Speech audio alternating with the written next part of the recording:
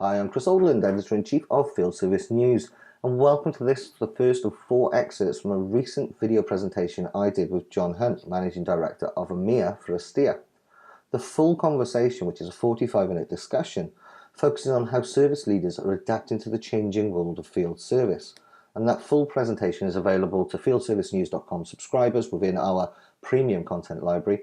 And also, if you're not a fieldservicenews.com subscriber yet, you can access the full presentation on the link below. You just need to complete a form and that'll get sent across to you. In this first excerpt, John and I are discussing about exactly how much our world is changing. We've seen technologies like the Internet of Things, augmented reality and machine learning really revolutionize the way we approach service. But it's not just the technology. It's also the fact that shifts in thinking about the way we approach service are really becoming far more prevalent. We're seeing a move towards servitization. We're seeing a move and an embracement of advanced services. So John and I took the time to have a little look about just how much the world of field service is changing. Last time we sat here and had a conversation, we discussed just how there is a significant shift in the way manufacturers, particularly forward-looking manufacturers, are viewing service, and it's quite seismic, some of these changes to the approach to service delivery. I want to just recap on that briefly, if I may. Just how significant is the change that we're facing in terms of the changing is, I mean, we hear talks about the fourth paradigm, you know. How important is it that companies understand the size and magnitude of these changes that we're currently seeing in terms of service delivery? Yeah, first of all, thanks for coming today. Great to see you as always, pleasure. Kris. Yeah, so I mean, the changes that we're seeing, they're substantive and palpable. We're seeing it in our new business pipeline and hearing it firsthand from some of the world's leading manufacturers, to name one sector, about how their revenue model is flipped on its head from where it was as little as a few years ago. What we're, again, to use that manufacturing example, what we're industrial equipment manufacturers driving most of their top and bottom line revenue from capital investments from their customers. Yeah. They're transforming that increasingly into an OpEx driven business. So in that example, they're enabling their customers to essentially subscribe to their equipment, predicated on drivers such as units yielded from the equipment itself and uptime. And along with that, what was previously a services organization cost center, run with a deeply entrenched, homegrown systems in a lot of cases, with custom, complex integrations, that's given away to what's now the profit enablement center, as I like to call it. Their vision is showing them the way that they must have a best-of-breed total service lifecycle solution covering people and parts. And those integrations, their entire IT ecosystem, inclusive of field service, of course, are increasingly completed using standards and common middleware and even integration as a service in some cases. We're seeing our customers outsource that to people that specialize in that.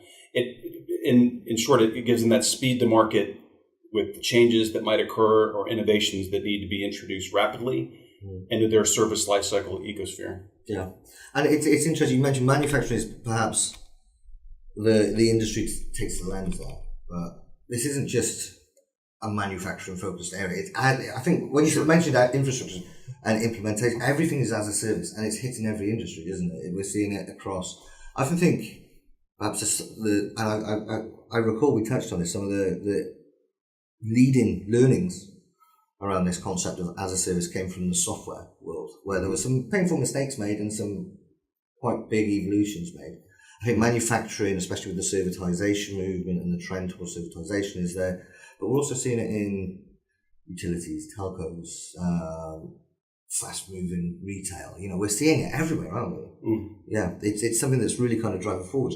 I mean, something that I've talked about at Field Service News and many of our regular columnists that kind of touch on as well is how technology, processes, these two are becoming increasingly entwined. You know, the processes are led by the technology is driving the processes. It's very much a kind of a cohesive unit there.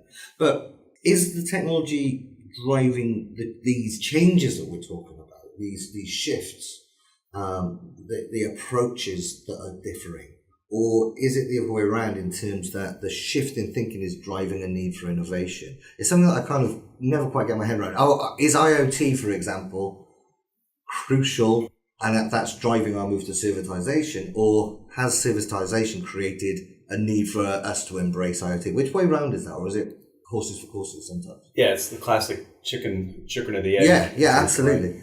So I guess I'll stay on the fence. I think it's the intersection of the tech and the thinking. With tech, I think it's a slightly bigger driver, in my opinion.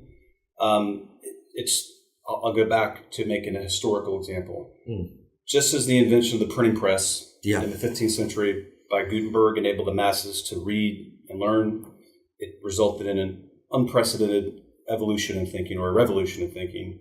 And that led directly to such pivotal periods in human history. The Renaissance, the manufacturing revolution. Again, I'm sort of fixated on manufacturing today for some reason. But so has the current pace of technology innovation spawned this next Gutenberg moment. And we remain in the midst of it.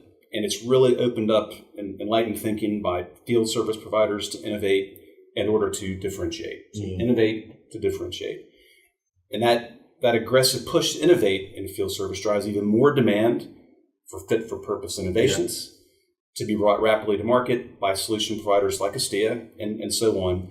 And that intersection of tech supply and thinking demand, it just becomes more and more tightly entwined. It's almost like, imagine you've got a cylinder hanging at the bottom of a rope, and you just twist and twist and twist and twist and let it unwind. It spins really quickly. So I don't think you can avoid that intersection. I think it's almost, to continue your metaphor as well, it's almost that these push and pull forces are working in tandem. You know, the innovation, the differentiation, the technology. It's like we'll have one push, and of course the yin and yang effect. If you push on one side, you're pulling on the other, and then as they come full circle, you know, there's that constant drive, and that's what's building the momentum, I guess. Yeah, sure. I mean, I guess it's in a lot of ways it's simple supply and demand, right? Yeah. Nothing revolutionary we're talking about, but I think it's a really interesting thing to think about, right? Which came first. Okay, so this brings us to the end of this particular excerpt from the series. And now remember, if you've enjoyed this conversation, if this is a conversation and these are topics that are important to you in your role as a field service professional, there is a full 45-minute discussion where John and I went deeper into some of these topics. And that is available for you if you're a fieldservicenews.com subscriber. It's already there in our premium content library waiting for you. Now, if you're not a fieldservicenews.com subscriber yet, good news is you can still access the full presentation. There will be a link below. You need to click that link and complete the brief form that's there. Please do, of course, read the terms and conditions. And having completed that, you will gain access to the full presentation. But for now, thanks ever so much to John for joining me on this excellent discussion. And thank you all for taking the time to listen. We'll see you again soon. Take care.